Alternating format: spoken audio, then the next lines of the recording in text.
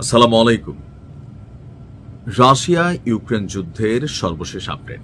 অনেকেই মেসেজ দেন যে ভাই এটা নিয়ে আর কেন নিউজ করেন না। আসলে এই যুদ্ধ কি আদৌ শেষ হবে?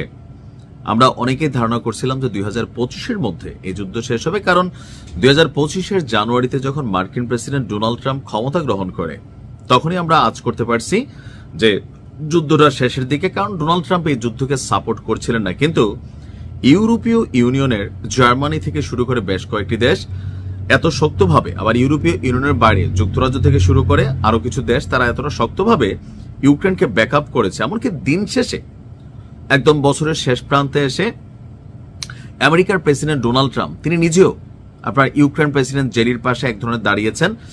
সর্বশেষ যে যুদ্ধ বন্ধ করার জন্য যে শর্ত, সেখানেও কিন্তু রাশিয়ার জয়ের জায়গাটাই মেকশিওর হয়ে গেছিল, কিন্তু শেষ হয় নাই।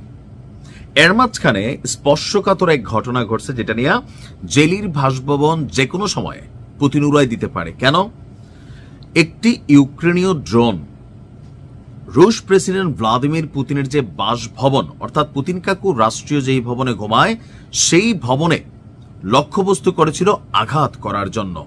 আর এটা আসলে সেখানে আঘাত করতে পারেনি, কারণ পুতিনের বাসভবনকে স্পেশাল নিরাপত্তা দেওয়া হয় যে কোনো হামলা থেকে। তবে এই অভিযোগ নাকচ করেছে আপনার কি বলা হয় যে ইউক্রেন। নভগোরোদ অঞ্চলে এই হামলার ফলে রাশিয়ার আলোচনার অবস্থান পুনর্বিবেচনা করা হবে। মানে রাশিয়া যেটা বুঝতে চাচ্ছে, তোমরা একদিকে শান্তি সংলাপ চাচ্ছ, অপরদিকে রাশিয়ার প্রেসিডেন্ট ভ্লাদিমির পুতিনকেই তোমরা শেষ করে দেওয়ার পরিকল্পনা করতেছ, চেষ্টা চালাচ্ছ, হামলা চালাচ্ছ, আবার যুদ্ধ বন্ধের চিন্তা করতেছ। সুতরাং এটা এইখানে শেষ হবে না, নতুন করে আমরা আবার ভেবে দেখব, জানিয়েছে কে? আপনার পুতিন কাকুর রাইট হ্যান্ড সার্গেই ল্যাভরভ। তিনি বলছেন যে এই ঘটনায় সফলতা পায়নি ইউক্রেন, আর বড় ধরনের কোনো ক্ষয়ক্ষতি বা প্রাণহানিও ঘটাতে পারেনি। তবে প্রতিশোধমূলক হামলার জন্য রুশ সশস্ত্র বাহিনী লক্ষ্যবস্তু নির্বাচন করেছে। অর্থাৎ এই ঘটনার জেরে রাশিয়া বড় ধরনের একটা অভিযান চালাবে। এখন কোথায় চালাতে পারে? হতে পারে সেটা ইউক্রেন প্রেসিডেন্টের বাসভবন, হতে পারে আরো বিভিন্ন জায়গায়। তবে ইউক্রেন প্রেসিডেন্ট জেরি বলছেন যে এটা রাশিয়ার সম্পূর্ণ বানানো গল্প, অর্থাৎ গুজব। তো কেন এই গুজব?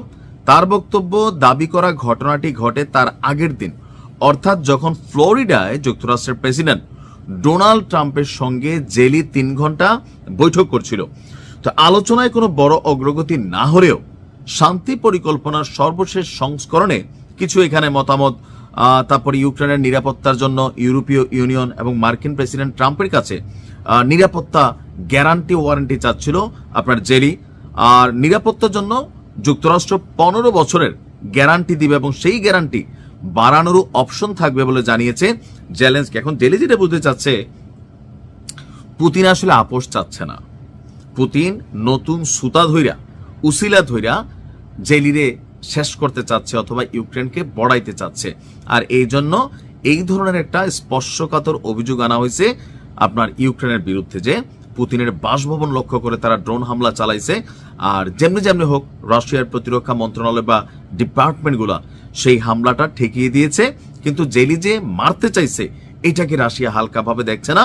আর এর জন্য তারা পাল্টা আক্রমণের জন্য জেলির বাসভবন থেকে শুরু করে যে কোনো রাজধানী কিয়েভ বা অত্যন্ত গুরুত্বপূর্ণ যে অঞ্চলগুলো আছে সেখানে বড় ধরনের একটা হামলা চালাবে।